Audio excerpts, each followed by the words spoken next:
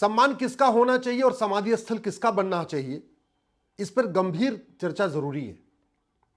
क्या उस व्यक्ति का सम्मान होना चाहिए जिसके 10 वर्ष के कार्यकाल में 10 लाख करोड़ का घोटाला हो गया, 70,000 करोड़ का कॉमनवेल्थ घोटाला, 1,76,000 करोड़ का 2G घोटाला, 1,86,000 करोड़ का कोयला घोटाला। अगर आप पूरा देखें 2004 से 2014 तो लगभग 10 लाख करोड़ का घोटाला हुआ, और भी बहुत सारे घोटाले हुए। क्या उस व्यक्ति का सम्मान होना चाहिए और उसका समाधि स्थल बनना चाहिए सरकारी पैसे से, जनता के पैसे से, जिसने संविधान की धज्जियां उड़ाते हुए 2004 में सत्ता मिलते ही, शपथ लेते ही एक नेशनल माइनॉरिटी एजुकेशन एक्ट बनाया और भारत में समुदाय विशेष को फायदा देने के लिए जो स्कूल थे, कॉलेज थे, engineering college, medical college, law college, उनको माइनॉरिटी स्टेटस देना शुरू कर दिया बिना माइनॉरिटी को डिफाइन किए हुए। कौन होगा माइनॉरिटी, 1% वाला, 0.5% वाला, वो डिफाइन नहीं किया। न भारत के संविधान में माइनॉरिटी डिफाइन है, न 2004 में कानून बनाते समय माइनॉरिटी को डिफाइन किया गया। इसके बावजूद सारी यूनिवर्सिटीज को, कॉलेजेस को, engineering college, medical college, law college को माइनॉरिटी का स्टेटस देना शुरू कर दिया। क्या उस व्यक्ति को सम्मान मिलना चाहिए जिसने पहली बार एक समुदाय विशेष को फायदा पहुंचाने के लिए भारत में माइनॉरिटी अफेयर मिनिस्ट्री की शुरुआत किया? पहली बार भारत में माइनॉरिटी अफेयर मिनिस्ट्री 2006 में बनी है। उसके पहले तक केवल सोशल जस्टिस मिनिस्ट्री हुआ करती थी, जिसको कहते थे सामाजिक न्याय मंत्रालय। सभी गरीबों का कल्याण उसी के जरिए होता था। लेकिन 2006 में पहली बार के रहमान खान साहब को अल्पसंख्यक कल्याण मंत्री बनाया गया, और अल्पसंख्यक कौन होगा किसी को नहीं पता, और यह काम किया गया था केवल तुष्टीकरण करने के लिए। क्या वो व्यक्ति सम्मान का अधिकारी है जिसने कहा था कि भारत के संसाधनों पे पहला हक एक समुदाय विशेष का है? क्या वो व्यक्ति सम्मान का अधिकारी है जिसने 2010 में विदेशी फंडिंग कराने के लिए FCRA कानून बनाया? ये जो FCRA कानून 2010 में बनाया गया था, केवल और केवल भारत विरोधी माओवादियों, नक्सलियों, जिहादियों, मिशनरियों, चरमपंथियों, अलगाववादियों, कट्टरपंथियों को फंडिंग कराने के लिए बनाया गया था 2010 में। और उसके बाद यहां एनजीओज की पूरी एकदम भरमार हो गई। हालांकि वर्तमान सरकार ने करीब 5 लाख एनजीओज का लाइसेंस रद्द किया, लेकिन फंडिंग अभी भी चल रही है। तो उस व्यक्ति को सम्मान मिलना चाहिए जिसने भारत को बर्बाद करने के लिए विदेशी फंडिंग का रास्ता खोला था।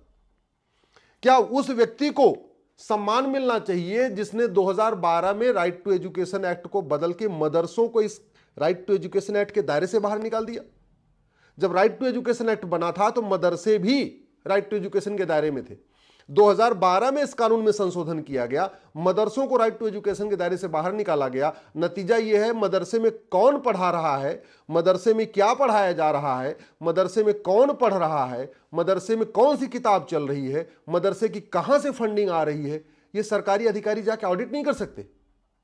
और किसके कहने पर किया गया था? जमीयत उलमा हिंद और पर्सनल लॉ बोर्ड के प्रधानमंत्री कौन? मनमोहन सिंह जी। क्या उनका सम्मान होना चाहिए? बिल्कुल संविधान विरोधी कानून। क्या उस व्यक्ति का सम्मान होना चाहिए जिसने 2013 में जाते जाते वक्फ पैक्ट को बदला और बदल के इसमें इतनी पावर दे दिया कि वक्फ बोर्ड जहां चाहे हाथ रख दे वो जमीन वक्फ की? लैंड जिहाद करने के लिए इससे बड़ा घटिया कोई कानून ही नहीं है। और 2013 में मनमोहन सिंह जी के द्वारा किए गए इस अमेंडमेंट के कारण ही वक्फ बोर्ड 1,500 साल पुराने गांव पे कब्जा करना शुरू कर देता है। 1,500 साल पुराने मंदिरों को कहता है ये भी वक्फ प्रॉपर्टी है। नदियों के किनारे, झील के किनारे, समुद्र के किनारे, हाईवे के किनारे, सबको वक्फ प्रॉपर्टी डिक्लेयर कर देता है। इस समय पूरे देश में जो पूरी तरीके से लैंड जिहाद चला है उसका बड़ा कारण है 1995 में जो नरसिम्हा राव साहब ने अमेंडमेंट किया। उसके बाद सबसे बड़ा जो तेजी के साथ लैंड जिहाद शुरू हुआ 2013 में, जब नरसिम्हा राव, ये मनमोहन सिंह जी ने इस कानून में बदलाव किया था। क्या उस व्यक्ति को सम्मान मिलना चाहिए जिसने 2013 में दिल्ली की प्राइम करोड़ों की लैंड को वक्फ प्रॉपर्टी को दे दिया, वक्फ बोर्ड को दे दिया? क्या उस व्यक्ति को सम्मान मिलना चाहिए जिसने यासीन मलिक का स्वागत किया, कश्मीर के अलगाववादियों का स्वागत किया, कभी इस बात की चिंता नहीं किया कि 1990 में जिन लोगों का नरसंहार हुआ उनको न्याय कब मिलेगा, उसकी चिंता नहीं किया, यासीन मलिक से हाथ मिलाते रहे? क्या उस व्यक्ति को सम्मान मिलना चाहिए जिसने 1984 में सिख दंगों में जो लोग मारे गए थे उनके परिवार को न्याय दिलाने के लिए कोई प्रयास नहीं किया? 10 साल प्रधानमंत्री थे, खुद भी सिख थे, पूरे देश में 1984 में सिखों का नरसंहार हुआ था, लेकिन केवल प्रधानमंत्री बने रहने के लिए कभी उन्होंने सिख नरसंहार में सजा दिलाने का कोई प्रयास नहीं किया। कभी भी मनमोहन सिंह जी ने 10 साल के प्रधानमंत्री रहते हुए धर्मांतरण रोकने के लिए कोई प्रयास नहीं किया। उल्टा उनके द्वारा जो ऐसी योजनाएं थी जिससे धर्मांतरण बढ़ रहा था। स्वाभाविक सी बात है, ये जो अल्पसंख्यक मंत्रालय बनाया गया इसका मूल उद्देश्य ही था धर्मांतरण को प्रमोट करना। अल्पसंख्यक मंत्रालय का बजट जितना ज्यादा होगा धर्मांतरण उतना ज्यादा होगा, क्योंकि मान लो कोई आदमी हिंदू है तो उसको 5 योजना मिल रही है, अगर वो कन्वर्ट होकर क्रिश्चियन बन जाएगा, मुस्लिम बन जाएगा तो उसको 50 योजना मिलती है। तो स्वाभाविक सी बात है ये पूरा मंत्रालय बनाया गया था धर्मांतरण प्रमोट करने के लिए। क्या मनमोहन सिंह जी ने कभी भी जिहाद मजहबी उन्माद रोकने के लिए कोई प्रयास किया? क्या मनमोहन सिंह जी ने कभी जातिवाद, भाषावाद, क्षेत्रवाद रोकने का कभी प्रयास किया? क्या मनमोहन सिंह जी ने कभी प्रधानमंत्री रहते हुए भारत में सनातन को मजबूत करने का कोई प्रयास किया? घुसपैठ धर्मांतरण को रोकने का कोई प्रयास किया? भ्रष्टाचार रोकने का कोई प्रयास किया? क्या प्रधानमंत्री रहते हुए मनमोहन सिंह जी ने देश की एकता अखंडता मजबूत करने के लिए कोई प्रयास किया? जानते हैं भारत का सबसे खतरनाक कानून जो बना नहीं बच गया वो था कम्युनल वायलेंस बिल, और उस बिल को ड्राफ्ट किसके कार्यकाल में ड्राफ्ट हुआ था? मनमोहन सिंह जी के। लेकिन चूंकि सोनिया जी उस बिल को ड्राफ्ट करवा रही थी, सत्ता में रहना जरूरी था, प्रधानमंत्री पद पे बने रहना जरूरी था, इसलिए मनमोहन सिंह ने कभी उसका विरोध नहीं किया। हाँ, उल्टा भारत के संसाधनों पर पहला हक, चाहे वो मुंबई दंगा हुआ हो, मुंबई में कसाब आता है, या और भी ऐसी घटनाएं हैं, कभी आपने मनमोहन सिंह जी ने तुष्टीकरण के खिलाफ कुछ बोला? भारत में मजहब के आधार पर नियम चल रहे हैं, मजहब के आधार पर बोर्ड चल रहे हैं, मजहब के आधार पर ट्रिब्यूनल चल रहे हैं, मजहब के आधार पर योजनाएं, इनको किसने प्रमोट किया? कभी आपने सोचा?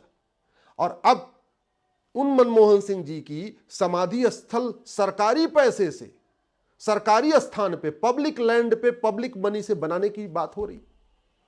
कांग्रेस के नेताओं को शर्म भी नहीं आती है क्या? जिस मनमोहन सिंह जी को यूज करके उन्होंने पूरी सनातन को खत्म करने की प्लानिंग किया था, अब उन्हीं मनमोहन सिंह जी के समाधि स्थल बनाना चाहते हैं। ठीक है, समाधि स्थल बने, लेकिन कम से कम इस बात की चर्चा होनी चाहिए कि किसकी समाधि स्थल बनना चाहिए, किसकी नहीं बनना चाहिए, क्या उन्होंने वास्तव में कार्यकाल किया। सच्चाई तो यह है कि 10 साल में कम से कम 100 बार उन्होंने संविधान की धज्जियां उड़ाई थी। 10 साल में मनमोहन सिंह जी ने 100 बार संविधान विरोधी कानून किया था। कई कानूनों को तो मैंने खुद भी चैलेंज किया हुआ है, लेकिन इस बात पे अब निष्पक्ष चर्चा होनी चाहिए। प्रत्येक प्रधानमंत्री के कार्यकाल पे क्या हो रहा है, इस पे निष्पक्ष चर्चा जरूरी है।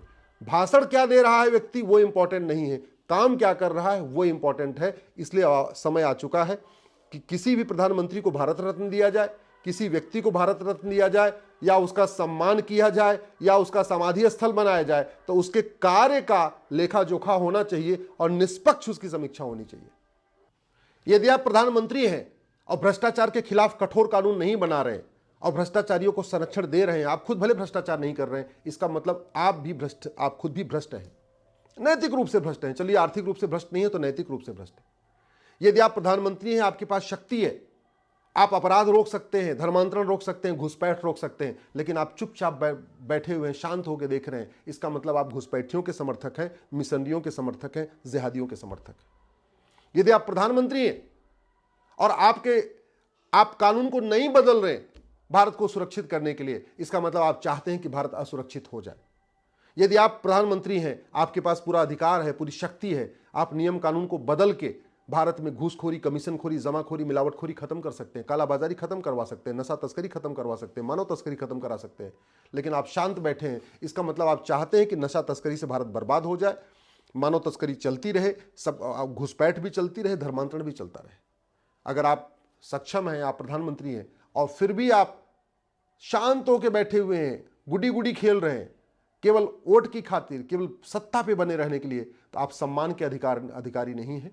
आपका समाधि स्थल नहीं बनना चाहिए, सार्वजनिक स्थान पे तो बिल्कुल नहीं बनना चाहिए, सार्वजनिक पैसे से बिल्कुल नहीं बनना चाहिए। मेरा मानना है सम्मान उसी व्यक्ति का होना चाहिए जिसने पूरे जीवन भर सम्मान योग्य काम किया हो। तुष्टीकरण करने वालों का, भ्रष्टाचारियों का समर्थन करने वालों का, आतंकवादियों, जिहादियों, माओवादियों, नक्सलियों का समर्थन करने वालों का न सम्मान होना चाहिए, न उनको किसी भी प्रकार का अवार्ड, चाहे पद्म भूषण हो, चाहे विभूषण हो, चाहे भारत रत्न, ये नहीं मिलना चाहिए।